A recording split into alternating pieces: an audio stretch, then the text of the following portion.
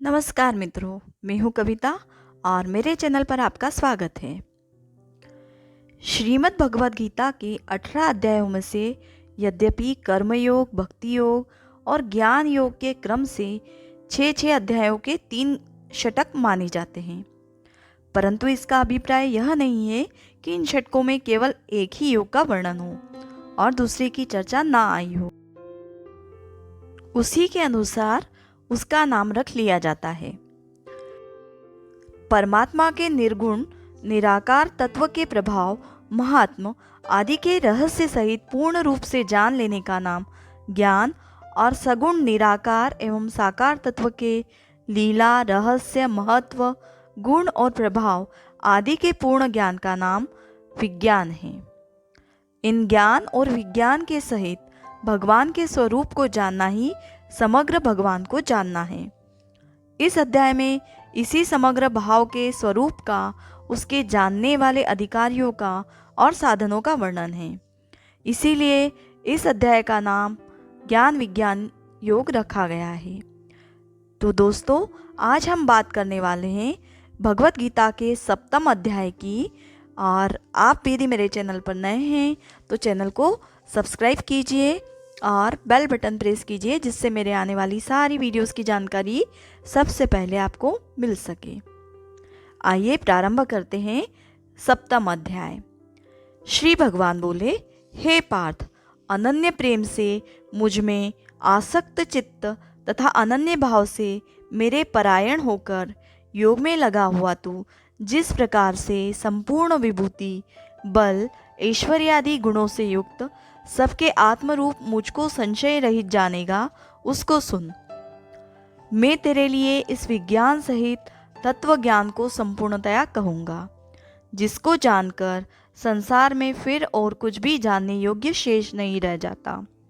हजारों मनुष्यों में कोई एक मेरी प्राप्ति के लिए यत्न करता है और उन यत्न करने वाले योगियों में भी कोई एक मेरे परायण होकर मुझको तत्व से अर्थात यथार्थ रूप से जानता है। पृथ्वी, जल, अग्नि, वायु, आकाश, मन, बुद्धि और अहंकार भी, इस प्रकार यह 8 प्रकार से विभाजित मेरी प्रकृति है। यह 8 प्रकार के भेदों वाली तो अपरा अर्थात मेरी जड़ प्रकृति है। हे महाबाहो, इससे दूसरी को, जिससे यह संपूर्ण जगत धारण किया जाता है, मेरी जीव रूपा परा अर्थात चेतन प्रकृति जान।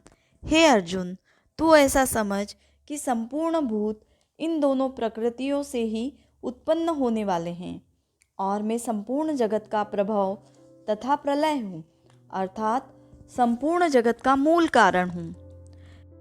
हे धनंजय, मुझसे भिन्न दूसरा कोई भी परम कारण नहीं है।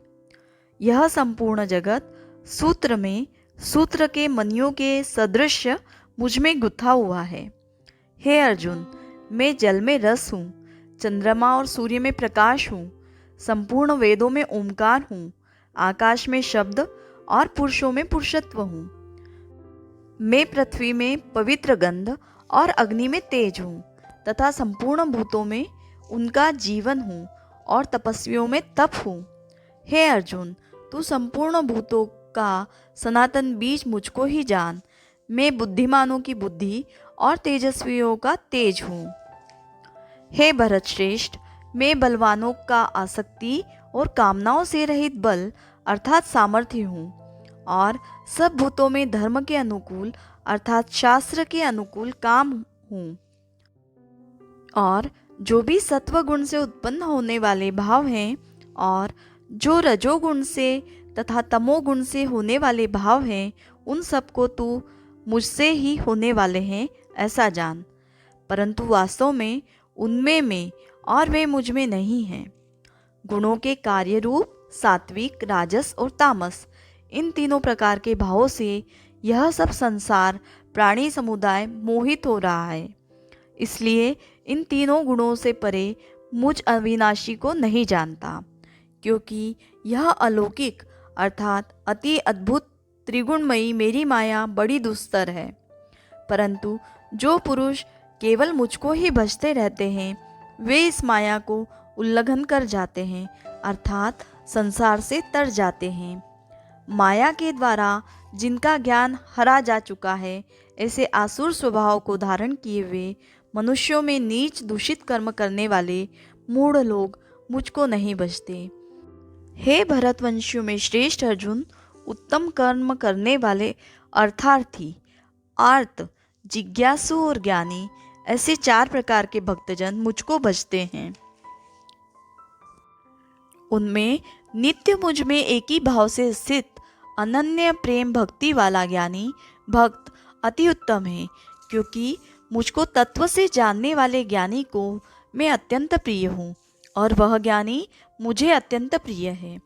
ये सभी उद्धार है, परंतु ज्ञानी तो साक्षात मेरा स्वरूप ही है, ऐसा मेरा मत है, क्योंकि वह मद्दंड मन बुद्धि वाला ज्ञानी भक्त अति उत्तम गति स्वरूप मुझ में ही अच्छी प्रकार स्थित है।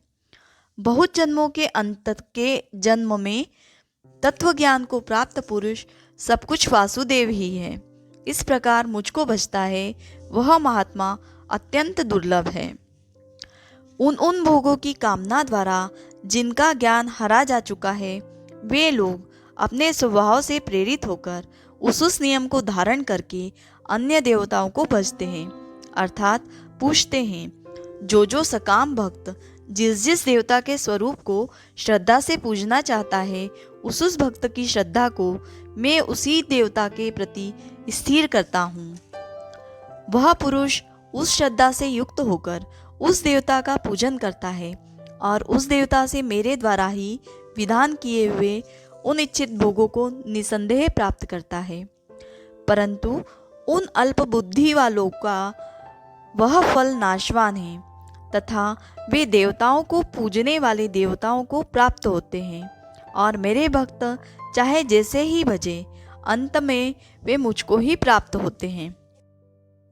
बुद्धिहीन पुरुष मेरे अंतम अविनाशी परम भाव को न जानते हुए मन इंद्रियों से परे मुझ सच्चिदानंद घन परमात्मा को मनुष्य की भांति जन्म कर व्यक्ति भाव को प्राप्त हुआ मानते हैं। अपनी योग माया से छिपा हुआ मैं सबके प्रत्यक्ष नहीं होता, इसीलिए यह अज्ञानी जन समुदाय मुझ जन्म रहित अविनाशी परमेश्वर को नहीं जानता, अर्थात मुझको जन्मने मरने वाला समझता है। हे अर्जुन, पूर्व में व्यतीत हुए और वर्तमान में स्थित तथा आगे होने वाले सब भूतों को मैं जानता हूँ, परंतु मुझको कोई भी श्रद्धा भक्ति रहित पुरुष नहीं जानता।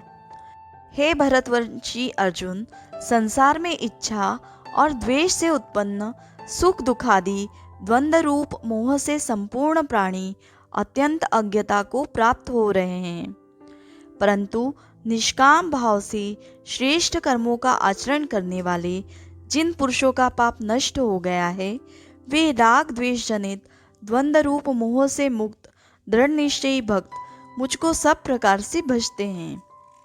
जो मेरे शरण होकर जरा और मरण से छूटने के लिए यत्न करते हैं, वे पुरुष उस ब्रह्म को, संपूर्ण आध्यात्म को, संपूर्ण कर्म को जानते हैं।